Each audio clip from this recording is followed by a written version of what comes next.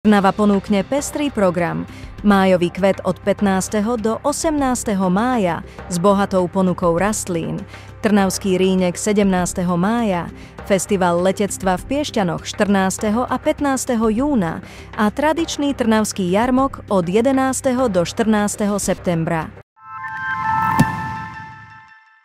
Romana Tabak zverejnila na Instagrame obvinenia z obťažovania voči poslancovi Jozefovi Pročkovi.